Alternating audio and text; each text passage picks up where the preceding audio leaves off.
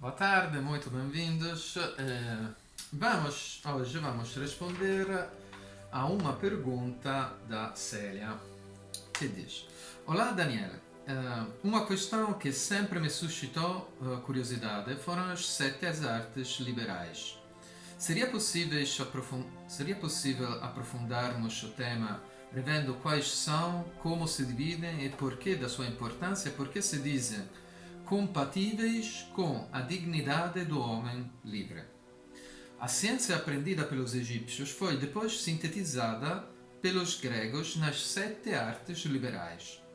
O aluno vinha instruído nas sete artes e ciências ditas liberais porque julgadas compatíveis com a dignidade do homem livre. Isto é são extratos de um caderno que chama-se Introdução aos Mistérios Menores e Maiores. Então, muito obrigado, Célia, pela pergunta. Esta é uma pergunta muito interessante. Vamos ver como é que funciona. Então, estes das artes liberais, como tu citaste um caderno que dizia a ciência aprendida pelos egípcios foi sintetizada pelos gregos nas artes liberais, ou seja, na antiguidade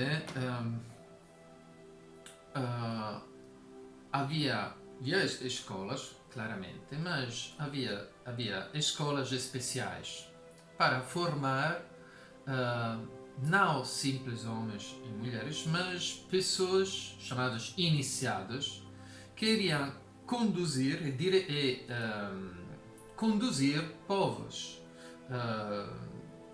Formação por políticos, por pessoas, grandes sacerdotes e, por exemplo, reis.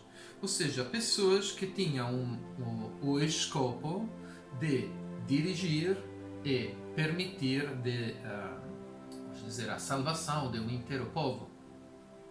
Então, estas escolas eram chamadas de centros iniciáticos. Havia uma seleção que não era simplesmente de forma herdária, ou seja, claramente o filho do faraó pertencia claramente podia entrar, tinha uma formação nestes centros iniciáticos, mas em geral estes centros iniciáticos eram abertos a todos aqueles que passassem uma seleção muito rígida. Por quê? Porque a ideia era de selecionar aqueles que seriam os melhores, os mais avançados espiritualmente para conduzir e ir em frente com a religião e com a nação, ok? Gerir a nação e também operar de um ponto de vista sacerdotal. Então, depois de uma formação, tu por acaso tens já uma ideia de como é que funcionava esta formação, lendo a Aventura Iniciática na Terra dos Faraós. Okay? E aí, que nós temos nos nossos vídeos, onde tu leste esta história, este conto muito lindo, e vê-se a formação de um sacerdote egípcio que foi admitido ao colégio sacerdotal iniciático e que foi formado segundo a tradição deste colégio. O que aconteceu é que os gregos, no específico um dos gregos mais importantes, que foi Pitágora. Pitágora foi mais de 22 anos no Antigo Egito e foi admitido também, embora ele fosse um grego, portanto não um egípcio, mas foi admitido aos mistérios egípcios. Então, ele, além de várias coisas, porque ele também teve uma formação no Monte Carmelo, ele teve várias influências, mas uma das maiores, mais importantes, foi nos colégios sacerdotais egípcios, onde ele morou e passou por mais de 22 anos. Então, depois de ter toda esta formação, no Egito, na Babilônia, na Pérsia, no Monte Carmelo, Pitagora fundou uma sua escola. Uma escola que são os pitagóricos, que era um sacerdócio, uma ordem monástica, vamos dizer uma ordem mais do que monástica, uma ordem iniciática científica, essencialmente. E esta ordem tinha vários graus, ok? Tinha vários graus. O primeiro grau, não, havia um grau que era os escutadores, os ouvidores, peço desculpa. Os ouvidores, ou seja, pessoas que não podiam ainda falar, simplesmente por 2 anos, talvez 3, eles deviam ficar simplesmente ouvindo o que é que os outros iniciados diziam. Os outros iniciados podiam falar com Pitágoras, entre eles, no enquanto os ouvidores não tinham ainda não eram julgados suficientemente sábios para poder fazer nem as perguntas. Okay?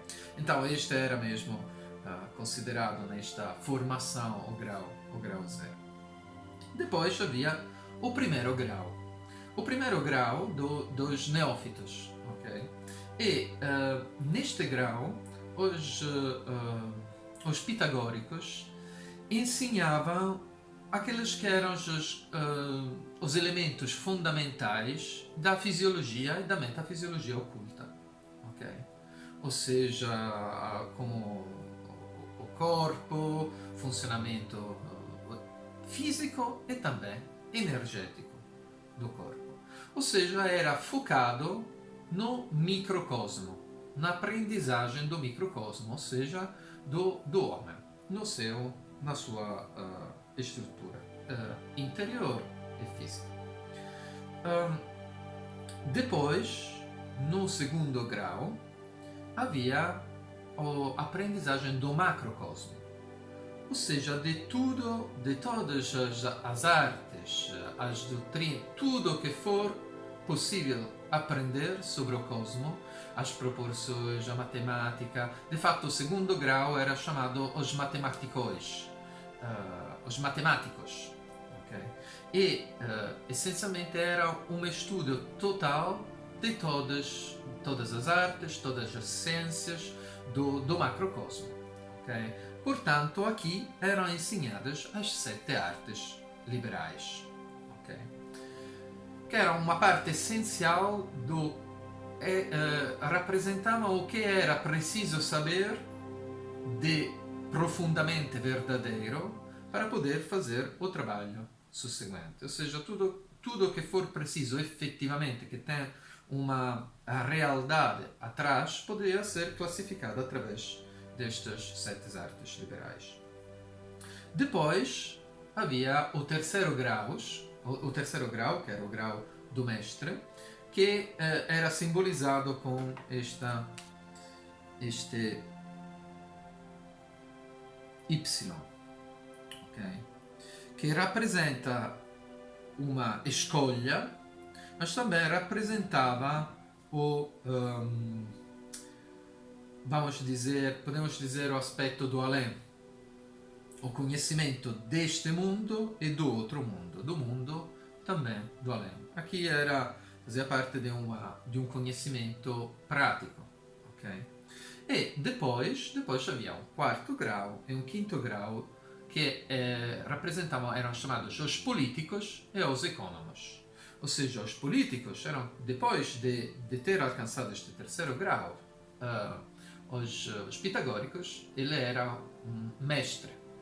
Então podia escolher, não tinha nada mais do que aprender no centro iniciático, ele podia ir no mundo e escolher se ajudar o mundo, portanto, direcionando os homens na via da verdade e da liberdade através da política, portanto, indo nas várias cidades e praticando uma forma de política para ajudar a gerir cidades, nações, coisas assim, ou como econômico, ou seja, ficando na ordem dos pitagóricos e ajudando o desenvolvimento da ordem.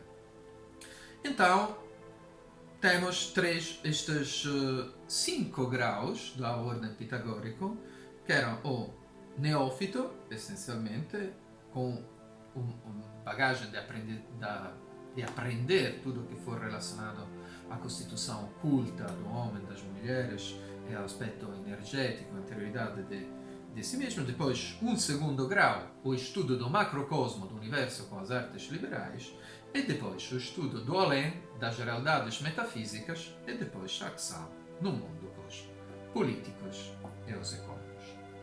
Ok? Agora, as artes liberais, portanto, classificam um total conhecimento do que for importante saber por um iniciado. Essencialmente foram classificadas assim da Pitágora. Ou seja, um aspecto relacionado com a palavra. Ou seja, a palavra é o verbo, o logos, o espírito do homem. No aspecto mais abstrato, a palavra é a capacidade dos homens representa a capacidade dos homens de realizar uma força espiritual. A palavra é uma primeira realização de uma força, de uma ideia espiritual. Então, para permitir uma realização mais eficaz desta palavra no mundo, havia 3 disciplinas fundamentais, que são a gramática, a retórica e a lógica. Okay? A gramática quer dizer a capacidade de escrever, de compor palavras, frases, que podem ser, mas também palavras divinas. Gramáticas sagradas são gramáticas que permitem de realizar a unidade entre o pensamento e a palavra, ou seja, a capacidade de transmitir uma força espiritual. E as gramáticas sagradas permitem de realizar ou sintonizar uma realidade espiritual através de um nome divino, por exemplo. Então, estes são a gramática. Fala mesmo desta doutrina, da capacidade, o estudo que permite esta unidade entre o pensamento e a palavra. A retórica é a capacidade de mover, de compor de uma forma estética, ou seja, bela, e portanto veículo da verdade, do espírito da dinâmica e, portanto, de ajudar a mover os homens, a direcionar os homens na estrada correta. E a lógica é a capacidade de estruturar frases que são coerentes com o logos, ou seja, com a verdade. Não é simplesmente uma lógica no sentido de capacidade lógica de consequência. Okay? É mesmo a capacidade de estruturar frases que são verdadeiras, ou seja, coerentes com as realidades espirituais. Estas são chamadas de artes liberais associadas ao trívio. As 3 artes liberais da palavra. A palavra ou logos. Logos é o espírito. Okay. Depois temos o número, que manifesta-se através de 4. O quadrívio. De 4 artes liberais. Ou seja, temos aritmética, geometria, música e astronomia. Astronomia e astrologia. Ok? Estes 4 são simplesmente uma aplicação, uma manifestação dos números. Ou seja, o número em si mesmo e nas suas relações é estudado pela aritmética. A aritmética estuda as proporções dos números, os números em si mesmo. As formas do número, seja o número no espaço, ok? Números no espaço, tomam uma forma que é estudada da geometria. Ou seja, a geometria representa a visualização, o estudo das formas das ações no espaço do número. O número no tempo é representado da música. A música é um número em movimento, que pode ser também a alma é representada como um número em movimento, mas no específico a alma como um canto, uma música. E a música em geral não é outra que um movimento de números, de frequências, okay? de relações entre as notas musicais. E, portanto, a música é o número no tempo. Por fim, temos a astrologia, que é o número nas causas.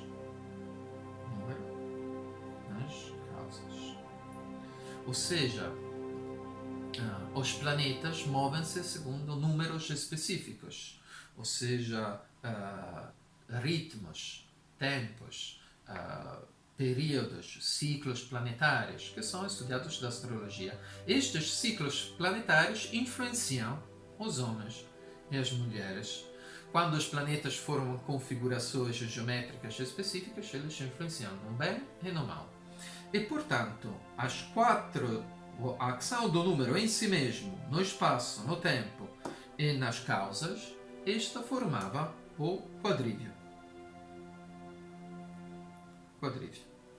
Portanto, com estas 7 artes, ou seja, 3 que são relativas ao espírito e à capacidade de concretizar através da palavra as forças espirituais, e o quadrívio, ou seja, as ciências exatas para atuar no mundo através do utilizo do número no espaço, no tempo e nas causas, o iniciado estava pronto para fazer qualquer coisa que ele queria fazer e atuar no mundo.